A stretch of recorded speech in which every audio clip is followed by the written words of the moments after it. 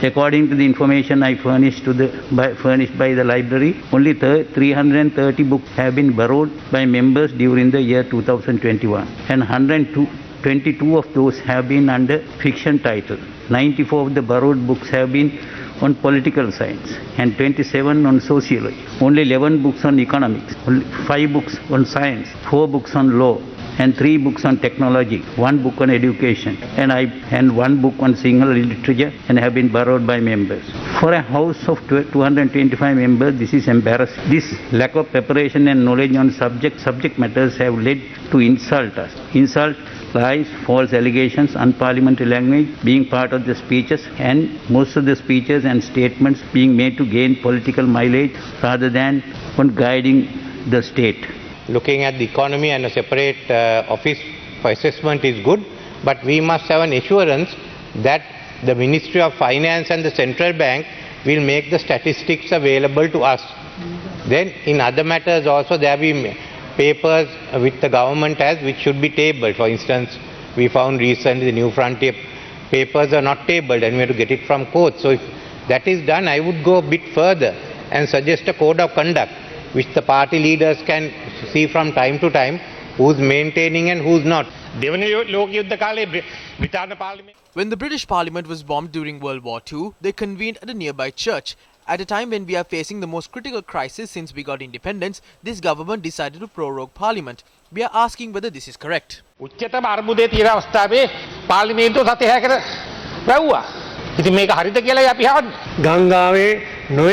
A river flows amidst many obstacles. Although you want the river to stop, it won't work. My colleague and former Prime Minister will agree to that. We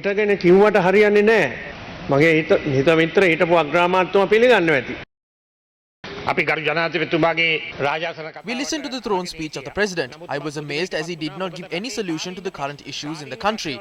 More than 80% of the farming community have been impacted. There is a massive crisis in terms of fuel, power and gas. The President did not explain as to how he will reduce the rising cost of goods. So how can we praise such a throne speech? They said they will get back what our government gave away. But they prorogued the parliament and handed over 80 oil tanks in secrecy. We opened the East Container Terminal of the Colombo Port. The West Terminal will be opened soon. The Medigama-Kurunagala Highway was opened as well. He was the former Minister of Highways.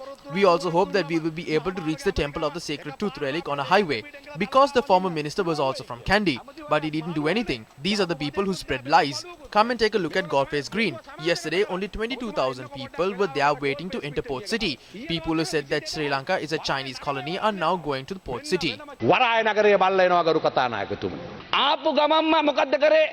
What did this government do as soon as they came into power? They gave 800 billion worth of tax concessions to their close associates. That was the root cause of this collapse. There is a dollar crisis at present. Arrogance is the cause of all of this. The president did not listen to the expert opinion and embarked on organic farming all of a sudden. If the government has allocated $400 million to import fertilizer, the annual profit we would reap from the agriculture industry would be $2.4 billion. This is according to the CBSL report. But what happened was quite opposite thanks to inefficient financial management and arrogance.